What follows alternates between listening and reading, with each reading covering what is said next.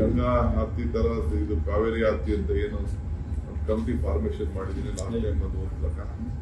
Next ಈಗ ನಮ್ಮ ಮಂತ್ರಿಗಳು ಎಲ್ಲ ಅಲ್ಲ ಕೆಲವು ಇವ್ರನ್ನೆಲ್ಲ ಟೂರಿಸಂ ಅವರು ನಮ್ಮ CNL ಅವರು ಅವರೆಲ್ಲ ಸೇರಿ ಒಂದು ಟೂರ್ ಮಾಡ್ಕೊಂಡು ಬರ್ತಾರೆ. ಮಾಡಿ ಒಂದು ಪ್ರಪೋಸಲ್ ಪ್ರಾಜೆಕ್ಟ್ ರೆಡಿ ಮಾಡ್ಕೊಂಡು ಬರ್ತಾರೆ. ನಾನು ಇಲ್ಲಿ ಏನು ನಮ್ಮ ಅಪ್ಗ್ರೇಡೇಷನ್ ಮಾಡ್ತಾ ಇದ್ವಿ ಬೃಂದಾವನ್ ಪಾರ್ಕ್ ಹೇಳಿದ್ದೇನೆ. ಇದೊಂದು ನಿಮ್ಮ ಅಮ್ಯೂಸ್ಮೆಂಟ್ ಆಕ್ಟಿವಿಟೀಸ್ ಪಾರ್ಕ್ ಇದರಲ್ಲೇ ಇದು ಕೂಡ ಒಳಗಡೆ ನೀವು ಜಾಗಕ್ಕೆ ಅವ್ರಿಗೆ ಸರಿಯಾದ ಜಾಗ ಒದಗಿಸ್ಕೊಡ್ಬೇಕು ಅಂತ ನಾನು ಕೆಲವು ನಾನು ನೋಡಿದ್ದೆ. ನೋಡ್ಬಿಟ್ಟು ನನಗಿರುವಂತ ಒಂದು ವ್ಯಾಪಕವಾದಂಥ ಅನುಭವದ ಮೇಲೆ ಅವರಿಗೆ ಕೆಲವು ಜಾಗಗಳನ್ನ ಸಜೆಸ್ಟ್ ಮಾಡಿದೆ. ಯಾವ ನೀರು ಎಲ್ಲಿರ್ತದೆ, ಅಲ್ಲಿ ಗಂಗಾ ಆರತಿ ಹೆಂಗ್ ಮಾಡಬೇಕು ಮಾಡ್ತಾರೆ, ಆ ರೀತಿ ಕಾವೇರಿ ಆರತಿ ಮಾಡಲಿಕ್ಕೆ ಹೇಳಿದ್ವಿ. ಯಾವಾಗ ಆಗುತ್ತೆ? ಈ ವರ್ಷನೇ ಬರುತ್ತೆ, ನೆಕ್ಸ್ಟ್ ವರ್ಷಕ್ಕೆ ಪ್ಲಾನ್ ಸರ್? ಒಂದೇ ದಿನಕ್ಕೆ ಆಗ್ತದ? ಹುಟ್ಟಬೇಕಾದ್ರೆ ಒಂದು ವರ್ಷ ಬೇಕು.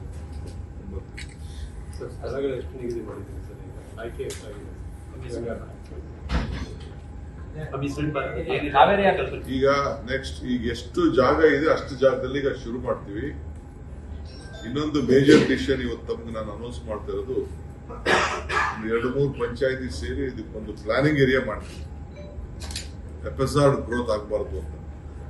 ಯಾಕೆಂದ್ರೆ ಮುಂದಕ್ಕೆ ಬಹಳ ದೊಡ್ಡ ದೊಡ್ಡ ಟ್ರಾಫಿಕ್ ಎಲ್ಲ ಬರ್ಬೋದು. ಈ ಜಾಗದಲ್ಲೆಲ್ಲ 16,000 ಜನಕ್ಕೆ ಉದ್ಯೋಗ ಎಲ್ಲ ಖಾಸಗಿ ಉದ್ಯೋಗಗಳೆಲ್ಲ ಸಿಗ್ತದೆ. ಆ ದೃಷ್ಟಿಯಿಂದ ರೋಡ್ಗಳನ್ನೆಲ್ಲ ವೈಡ್ನಿಂಗ್ ಮಾಡಬೇಕಾಗ್ತದೆ. ಕೆಲವೆಲ್ಲ 4-ವೇ ಲೈನ್ ರೋಡ್ ಮಾಡಬೇಕಾಗ್ತದೆ. ಎಂಟ್ರಿ ಮೈಸೂರಿಂದ ಇಲ್ಲಿಗೆ ಬರೋಕ್ಕೆ, ಬೆಂಗಳೂರಿಂದ ಇಲ್ಲಿಗೆ ಬರೋಕ್ಕೆ, ಹೊರಗಡೆ ಹೋಗೋಕ್ಕೆ ಎಲ್ಲ.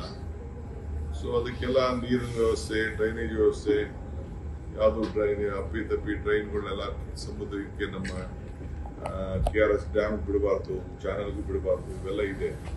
ಸ್ಯಾನಿಟೇಷನ್ ವಿಚಾರದಲ್ಲಿ ಇವೆಲ್ಲ ಕೂಡ ಇದೆ.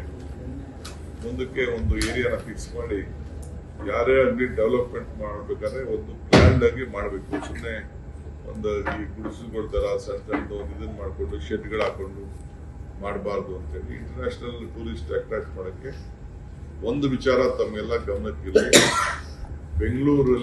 ಬೆಂಗಳೂರಿಗೆ ಯಾವುದೇ ಒಂದು ಜಾಗ ಟೂರಿಸಂ ಪ್ಲೇಸ್ ಅನ್ಕೊಳ್ಬೇಕು ಅಂತಂದ್ರೆ ಒಂದು ಪ್ರಕೃತಿ, ಒಂದು ನೀರು. ಈಗ ನಮ್ಮ ರೋಡ್ಸ್ ಎಲ್ಲ ಸ್ವಲ್ಪ ಚೆನ್ನಾಗಿ ಇಂಪ್ರೂವ್ ಆಗಿರೋದ್ರಿಂದ 1:30 ಗಂಟೆಗೆ ನಾವು ಬೆಂಗಳೂರಿಂದ ಇಲ್ಲಿಗೆ ಬರಬೇಕು. ಇದು ಮತ್ತು ನಮ್ಮ ಪಕ್ಷಿಧಾಮ ಅದೆಲ್ಲ ಒಂದು ಏರಿಯಾ ನಾವು ಒಳಗೊಟ್ಟಂಗೆ ಅದು ಕೂಡ ಕೆಲವು ಆಕ್ಟಿವಿಟೀಸ್ಗೆ ಸ್ವಲ್ಪ ಬಾರಿದೆ. ಆ ದೃಷ್ಟಿಯಿಂದ ನಾವೆಲ್ಲ ಲೆಕ್ಕಾಚಾರ ಹಾಕಿ ಈ ಒಂದು 3 ಪಂಚಾಯತಿನೂ ಸೇರಿಸಿ ನಮ್ಮ ಲೋಕಲ್ MLAs ವಿಶ್ವಾಸಕ್ಕೆ ತೆಗೆದುಕೊಳ್ತೀವಿ. ಮಾಡಿ ಅದನ್ನ ನಾವು ಅವ್ರಿಗೆ ಒಂದು ಕಂಟ್ರೋಲ್ಡ್ ಪ್ಲಾನಿಂಗ್ ಅಥಾರಿಟಿ ಮಾಡಬೇಕು. FSR ಗ್ರೋತ್ ಆಗಬಾರ್ದು. ರೋಡ್ಗಳು ಬಹಳ ಮುಖ್ಯ. ಈಗಿಂದನೇ ನಾವು ಡಿಕ್ಲೇರ್ ಮಾಡಿದ್ರೆ ರೋಡ್ನೆಲ್ಲ ಸ್ವಲ್ಪ ಮುಂದಕ್ಕೆಲ್ಲ ಸ್ವಲ್ಪ ಅನುಕೂಲ ಆಗ್ತದೆ. ಎಲ್ಲೆಲ್ಲಿ ಏನೇನು ಬರಬೇಕು ಅನ್ನೋದು ಕೂಡ ತೀರ್ಮಾನ ಮಾಡಿ. ಕಮರ್ಷಿಯಲ್ ಎಲ್ಲಿ ಬರಬೇಕು, ಪಾರ್ಕ್ ಎಲ್ಲಿ ಇರಬೇಕು, ಪಾರ್ಕಿಂಗ್ ಎಲ್ಲಿರಬೇಕು, ಬೇರೆ ಬೇರೆ ಆಕ್ಟಿವಿಟೀಸ್ ಏನಿರಬೇಕು ಅಂತ ಹೇಳಿ ತೀರ್ಮಾನ ಮಾಡಿ. ಎಷ್ಟು ಜಾಗದಲ್ಲಿ ಆಗುತ್ತೆ ಸರ್? ಈಗ ಏನ್ ಜಾಗ ಇದೆಯೋ ಆ ಜಾಗ ಫಸ್ಟ್. 200 ಎಕರೆ ಇದೆ. ಡ್ಯಾಮ್ ಸೇಫ್ಟಿ ಏನಿದೆ ಆ ಸೇಫ್ಟಿ ಏರಿಯಾ ಬಿಟ್ಬಿಟ್ಟೆ ನಾವು ತಗೊಳ್ತೀವಿ. ಡ್ಯಾಮ್ಗೆ ಹೊಂದ್ಕೊಂಡಂಗೆ ಏನು ಮಾಡ್ತೀವಿ.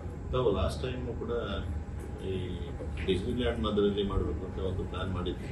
DPR ಮಾಡಿಸಿದ್ವಿ, ಸರ್ಕಾರದಲ್ಲಿತ್ತು. ಆಕ್ಚುಲಿ ಅದೇ ರೆಪ್ಲಿಕಾನ ಅಥವಾ ಅದೇ ಬೇರೆ ರೆಪ್ಲಿಕಾ ಇಲ್ಲ. ಇದು ನಮ್ಮ ಏನು ಪರಂಪರೆ ಇದೆ ಆ ಪರಂಪರೆನ ಉಳಿಸ್ಕೊಂಡು ನಮ್ಮ ಮೈಸೂರು ಆರ್ಕಿಟೆಕ್ಚರ್ ಎಲ್ಲ ಉಳಿಸ್ಕೊಂಡು ಕಳೆದ ಬಾರಿಯೂ ಕೂಡ ನೀವು ಇಲ್ಲೇ ಇನ್ವೆಸ್ಟ್ಮೆಂಟ್ ಮಾಡಿ ಹೇಳಿದ್ರಿ ಡಿಸ್ನಿಲ್ಯಾಂಡ್ ಮಾದರಿಯಲ್ಲಿ ಇದನ್ನ ಅಭಿವೃದ್ಧಿ ಪಡ್ತೀವಿ ಅಂತ ಹೇಳಿ. ಅದಕ್ಕೆ ಕೆಲವರು ಏನೇನು ಮಾಡ್ತೀವಿ ಅಂತ ಕೂಡ ಹೇಳಿದ್ವಿ. ಅದು ಬದಲಾವಣೆ ಆಗಿದೆಯಾ? ಏನು ಸ್ವಲ್ಪ ಮಾಡಿಫಿಕೇಶನ್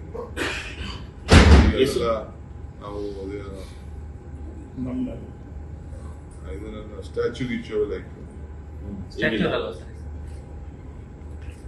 ಯಾವಾಗ ಇದು ಪ್ರಾಜೆಕ್ಟ್ ಸ್ಟಾರ್ಟ್ ಆಗ್ಬೋದು ಸರ್? ಟ್ರೆಂಡ್ ಕರೀತಾ ಇದ್ವಿ. ಅಂದ್ರೆ DPR ಓಕೆ ಆಗಿದೆ ಮಾಡಿದೆ. ಕೆಲವೆಲ್ಲ ಗೈಡ್ಲೈನ್ಸ್ ಇದೆ, ಕೆಲವು ಗೈಡ್ಲೈನ್ಸ್ ಇದೆ. ಆ ಗೈಡ್ಲೈನ್ಸ್ ಮೇಲೆ ನಾವು ಹೋಗ್ಬೇಕಾಗ್ತದೆ. ನಮ್ಮ ಆಫೀಸರ್ಸ್ ಲೆವೆಲ್ ಎಲ್ಲ ತೀರ್ಮಾನ ಆಗಿದೆ. ಬಜೆಟ್ ಅಲ್ಲೂ ಕೂಡ ಸಿದ್ದರಾಮಯ್ಯ ಅನೌನ್ಸ್ ಮಾಡಿದ್ದಾರೆ. ಇಲ್ಲಿ ಎಷ್ಟು ಪ್ರಾಜೆಕ್ಟ್ ಇದು? ಪ್ರಾಜೆಕ್ಟ್ ಕಾಸ್ಟ್ ಎಷ್ಟು ಸರ್? ಸುಮ್ಮನೆ ಎಸ್ಟಿಮೇಟ್ ಇಟ್ಕೊಂಡಿದ್ದಾರೆ. ಎಷ್ಟು ಮಾಡೋನು ಹೆಂಗ್ ಮಾಡ್ತಾರೆ ಅಂತ ನೋಡೋಣ. ಎಸ್ಟಿಮೇಟ್ ಕಾಸ್ಟ್ ಎಷ್ಟು? ನಂಗೆ ಹೇಳಕ್ಕಾಗಲ್ಲ. ಅವರು 2,000 ಕೋಟಿ ಲೆಕ್ಕಾಚಾರ ಇಟ್ಕೊಂಡಿದ್ದಾರೆ. ಹಾ. ಬಟ್ ಅವ್ನು ಮಾಡೋನು ನನ್ಗೆ ಯಾವ ರೀತಿ ಮಾಡ್ತೀನಿ ಅನ್ನೋದು ಸ್ವಲ್ಪ ನಾವು ಮೇಜರ್ ಬೇಸಿಕ್ ಗೈಡ್ಲೈನ್ಸ್ ಕೊಟ್ಟಿದ್ದೀವಿ ಅವ್ರಿಗೆ. ಲಾಸ್ಟ್ ಟೈಮ್ ಹೇಳಿದ್ರಿ ಸಂಘಟನೆಗಳಿಗೆ ರೈತ ಸಂಘಟನೆ ಮಾತಾಡ್ತಿದ್ರು ಈ ವಿಚಾರ. ಕೆಲವರು ಮಾತಾಡ್ ತಪ್ಪೇನಿಲ್ಲ, ಅವ್ರನ್ನು ಇಲ್ಲ, ವಿರೋಧ ಇದೆ, ಬೇಡ ಅನ್ನೋ ವಿಶ್ವಾಸ ಇದೆ. ಯಾರು ವಿರೋಧ ಇದೆ? ಒಂದಷ್ಟು ಸಂಘಟನೆಗಳು ಕೂಡ ಅದೊಂದು ಇದು ಮಾಡಿದ್ದಾರೆ ಸರ್. ನೋಡಪ್ಪ, ಇದು ಸರ್ಕಾರ, ಇದು ಗವರ್ಮೆಂಟ್. ಅವ್ರ ಸಜೆಷನ್ಸ್ ಎಲ್ಲ ತಗೊಳ್ತೀವಿ. ಅವ್ರೆಲ್ಲ ಅಬ್ಜೆಕ್ಷನ್ಸ್ ಏನಾದ್ರು ಬೇಕಾದ್ರೆ ಹಾಕ್ಲಿ, ಕೇಳಲಿ, ಅವ್ರ ಸಜೆಷನ್ ಕೇಳ್ತೀವಿ. ಯಾರು ವಿರೋಧ ಏನು ಮಾಡಿಲ್ಲ. ನಮ್ಮನ್ನು ಒಂದು ಮಾತು ಕೇಳಿದ್ದಾರೆ ಅಷ್ಟೇ. ಅವ್ರದ್ದು ಒಂದು ಗೌರವ ಉಳಿಸ್ಕೋಬೇಕು ಅನ್ನೋ ದೃಷ್ಟಿಯಿಂದ ಕೇಳ್ತೀವಿ. ಕಳೆದ ಬಾರಿಯೂ ಕೂಡ ಸರ್ಕಾರನೇ ಇದ್ದಿದ್ದು, ಅವಾಗೂ ಕೂಡ ರೈತರು ವಿರೋಧ ಮಾಡಿದ್ರು ಅಂತ ಅದನ್ನ ಅಷ್ಟಕ್ಕೆ ಸ್ವಲ್ಪ ನಿಂತಿತ್ತು. ತದನಂತರ ಗವರ್ಮೆಂಟ್ ಅಲ್ಲಿ ಈ ವಿಚಾರವನ್ನ ಪ್ರಸ್ತಾಪ ಮಾಡಿ ಪದೇ ಡ್ಯಾಮ್ ನ ಉಳಿಸಕ್ಕೆ ಏನ್ ಬೇಕೋ ನಾವು ಮಾಡ್ತೀವಿ. ಡ್ಯಾಮ್ ನ ಉಳಿಸಕ್ಕೆ, ಡ್ಯಾಮ್ ಸ್ವಾಭಿಮಾನ ಉಳಿಸಕ್ಕೆ ಇರೋಂತ ಒಂದು ಇದನ್ನ ನಾವು ಅಪ್ಗ್ರೇಡ್ ಮಾಡ್ತಾ ಇದೀವಿ ಅಷ್ಟೇ. ಜನರಿಗೆಲ್ಲ ಕೂಡ ಉದ್ಯೋಗ ಸಿಗ್ಬೇಕು, ಖಾಸಗಿ ಉದ್ಯೋಗ ಕೊಡಬೇಕು, ಪ್ರೈವೇಟ್ ಅವರೆಲ್ಲ ಕೂಡ ಇಲ್ಲೆಲ್ಲರೂ ಕೂಡ ಎಕನಾಮಿಕ್ ಡೆವಲಪ್ಮೆಂಟ್ ಆಗ್ಬೇಕು. ಆ ದೃಷ್ಟಿಯಿಂದ ಈ ಕಾರ್ಯಕ್ರಮ ಮಾಡಿ. ಸರ್, ನೀವು ಈ ತರ ಹೇಳ್ತೀರಿ ಸರ್, ಆದ್ರೆ ವಿಪಕ್ಷದವರು ಬೇರೆ ಆರೋಪ ಮಾಡ್ತಾರೆ, ದುಡ್ಡು ಹೊಡೆಯಕ್ಕೆ ಈ ತರ ಪ್ಲಾನ್ ಮಾಡಿದ್ದಾರೆ. ಅವ್ರು ಮಾಡ್ತಾ ಇರ್ಲಿ, ಅವ್ರು ಮಾಡ್ತಾ ಇರ್ಲಿ. ಗಂಭೀರ ಆರೋಪ ಮಾಡ್ತಾರೆ. ಅವರು ರೂಢಿ ಇದೆಯಲ್ಲ, ಅವ್ರದ ಛಾಯೆ, ಆ ಛಾಯೆನ ನಮಗೆ. ಸರ್, ಮೊನ್ನೆ ವಿಡಿಯೋ ನೋಡ್ಕೊಳ್ಳೋ ತೋರಿಸಿ ಅವ್ರ ಹೇಳಿಕೆಗಳನ್ನ ನೀವು ತೋರಿಸಿದ್ರಿ. ಅದ್ರ ಬಗ್ಗೆ ಕುಮಾರಸ್ವಾಮಿ ಅವರು ಪ್ರತಿಕ್ರಿಯೆ ಮಾಡಿ ಸಿಡಿ ಬಿಡುಗಡೆ ಮಾಡಿದ್ರೆ ಸಿಡಿ ತೋರಿಸೋದ್ರಲ್ಲಿ ಡಿ.ಕೆ. ಶಿವಕುಮಾರ್ ಎಕ್ಸ್ಪರ್ಟ್, ಅದಕ್ಕೆ ನಾನು ಸಿಡಿ ಸಿಗು ಅಂತ ಸಿನಿಮಾ ನಾನು ಥಿಯೇಟರ್ ಮಾಡಿದ್ದೆ ಡ್ಯೂರಿಂಗ್ ಟೈಮ್ಸ್. ಇಂದ್ರಾಜಿ ಚಿತ್ರಮಂದಿರ ಅಂತ ಹೇಳಿ ಇಂದಿರಾ ಗಾಂಧಿ ಹೆಸರು. ಕುಮಾರಸ್ವಾಮಿ ವಿರುದ್ಧ ಪ್ರಾಸಿಕ್ಯೂಷನ್ಗೆ ಒಂದು ಅರ್ಜಿ ಕೊಟ್ಟಿದ್ರು ಅಂತ ಆಮೇಲೆ ಮಾತಾಡೋಣ. ಈಗ ಫಸ್ಟ್ ಈಗ ನೀವು ಬೃಂದಾವನ್ ಗಾರ್ಡನ್, ಮೈಸೂರು ಫ್ಯಾಕ್ಟ್ರಿ, ಆಮೇಲೆ ಈ ಏರಿಯಾ ಹೊಸ ಪ್ಲಾನಿಂಗ್ ಏರಿಯಾ ಮಾಡ್ತೀವಿ.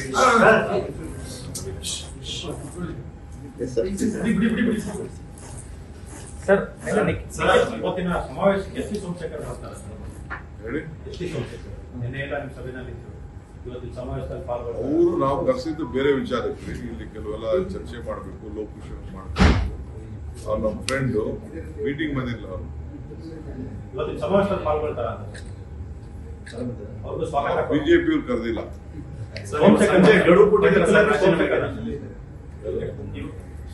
ಸಂಜೆ ಒಳಗೆ ರಾಜೀನಾಮೆ ಕೊಡ್ಬೇಕು ಅಂತ ಗಡುವು ಕೊಟ್ಟಿದ್ದಾರೆ ಸರ್. ಪಾದಯಾತ್ರೆ ಮಾಡ್ಬೇಕಾದ್ರೆ ವಿಜೇಂದ್ರ ಅವರು ಇವತ್ತು ಸಂಜೆ ಒಳಗೆ ರಾಜೀನಾಮೆ ಕೊಡ್ಬೇಕು ಸಿಎಂ ಅಂತ ಹೇಳಿದ್ದಾರೆ. ಎಲ್ಲರೂ ಗಡುವು ಕೊಡ್ಲೇಬೇಕು ರಾಜೀನಾಮೆ ಅಂತ ಹೇಳಿ. ಬಹಳ ಸಂತೋಷ ಸರ್, ಮೈಸೂರು ಸಮಾವೇಶದಲ್ಲಿ ಏನಾದ್ರು ಬಿಜೆಪಿ ಆಗಣದ ದಾಖಲೆ ಬಿಡುಗಡೆ ಮಾಡ್ತಾರೆ ವಿಶೇಷ. ಈಗ ಯಾಕ್ರಿ ಒಂದೇ ದಿನ ನಿಮ್ಗೂ ಊಟ ಬೇಕಲ್ಲಪ್ಪ.